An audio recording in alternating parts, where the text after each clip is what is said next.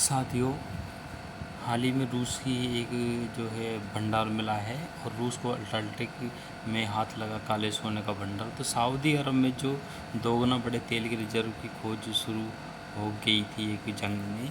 तो ऐसी हालत में अब जब अटलांटिक को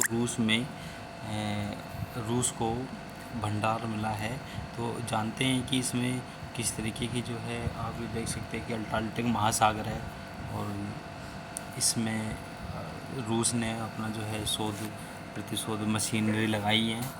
तो ऐसी हालत में रूस का कहना है कि उसकी गतिविधियों पूरी तरह से वैज्ञानिक रिसर्च के लिए रूसी सरकार ने खोजे गए नए तेल भंडारों का दोहन करने के लिए फ़िलहाल कोई कदम नहीं उठाया है।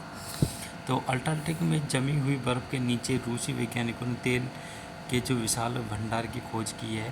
तो रूसी वैज्ञानिकों का अनुमान है कि वेडेल सागर के नीचे 511 अरब बैरल तेल का विशाल भंडार छिपा है। तो इस काले सोने के खजाने की खोज ने अटलांटिक संधि और भविष्य में एनर्जी के लिए प्रतिस्पर्धा को लेकर नए सवाल का आदेश पैदा किया है। कि एक्सपर्ट का कहना है कि रूस की इस खोज से क्षेत्र में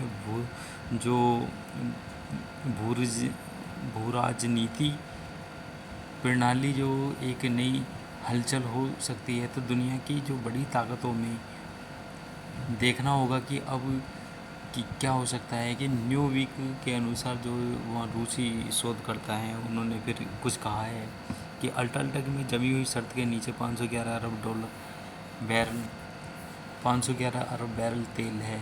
यह दुनिया की सबसे बड़ी ज्ञात मौजूद भंडारों से भी ज़्यादा है। तो उत्तरी सागर के पिछले 50 वर्षों में उत्पादन से 10 गुना ज़्यादा सऊदी अरब का ज्ञात तेल भंडार से 2 गुना अधिक है। यह खोज हाल के वर्षों में रूसी वैज्ञानिकों ने अभियानों के दौरान की है। तो तेल का यह विशाल भंडार वेडेल सागर में स्थित है। यह एक ऐसा क्षेत्र है जिससे और यूके अटलांटिक में अपनी क्षेत्रीय हित के हिस्से में एक दावा करता नजर आ रहा है। तो क्षेत्र अटलांटिक ब्रिटिश भाग के भीतर स्थित है, जिस पर अर्जेंटीना और चिली भी अपने क्षेत्रीय दावे कर रहे हैं। तो ऐसे में इस क्षेत्र में भू राजनीतिक उलझनें लंबे समय से चल रही थी। तो अब रूस अपनी बढ़ती उपस्थिति को लेकर तेल विशाल भंडार की खोज में ज़्यादा बढ़ा दिया है।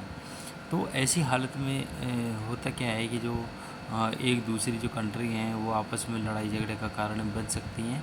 तो फिलहाल भारत भी अपना अटलांटिक महासागर में खोज कर रहा है। तो इसी पूरी उलझन में इस बहस का केंद्र 1959 की अटलांटिक संधि बनी रही। ये संधि इस महाद्वीप को शांतिपूर्ण वैज्ञानिक अनुसंधान के लिए नामित करती है और सैन्य गतिविधि संसाधनों को दोहन को रोक सकती है। तो अमेरिका और यूके सहित कई देशों ने इस संधि को अटलांटिक को आर्थिक लूट से बचाने को तैयार किया था। रूस की हालिया दखल को कई विशेष संधि का उल्लंघन किया है, रिसर्च के नाम पर क्षेत्र का दोहन करते देख रहे हैं। तो रूस पश्चिम में बढ़ेगा तनाव।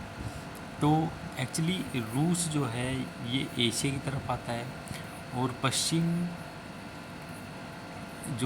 यूरोप कंट्री हैं वो पश्चिम में। तो होता क्या है कि जो अटलांटिक में इस रूस का तेल की खोज का दावा ऐसे समय आया है जब यूक्रेन युद्ध की वजह से मॉस्को के पश्चिमी देशों के साथ संबंध खराब दौर में है।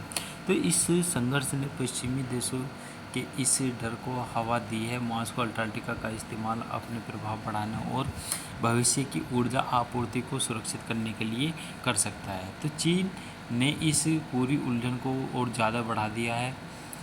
चीन ने 5वां अटलांटिक अनुसंधान आधारित स्थापित किया है। तो बीजिंग और मॉस्को के बीच बढ़ती साझेदारी पहले ही पश्चिम को परेशान कर रही थी। ऐसे में कई विश्लेषक अनुमान लगा रहे हैं कि रूसी चीन अपनी महत्वाकांक्षाओं के लिए दशकों से अटलांटिक को प्रतिबंध रखने वाली शक्तियों को चुनौती दे सकते हैं। तो हाल ही में जो हमने ये आपका बताया है कि इस अटलांटिक में जो है रूस को एक तेल भंडार मिला है। तो अब इसमें देखते हैं कि भू राजनीतिक उलझनें किस किस की हो सकती हैं। कि जैसे पश्चिमी देश, यूरोप कंट्री होगी और अमेरिका, तो ये मिलकर इसमें जो है कुछ हस्तक्षेप कर सकते हैं। तो मेरे प्रिय साथियों, इस वीडियो को लाइक और शेयर सब्सक्राइब ज़रूर करना। और सब्सक्राइब नहीं आते मेरे प्रिय साथियों, एक बार सब्सक्राइब तो कर दिया करो।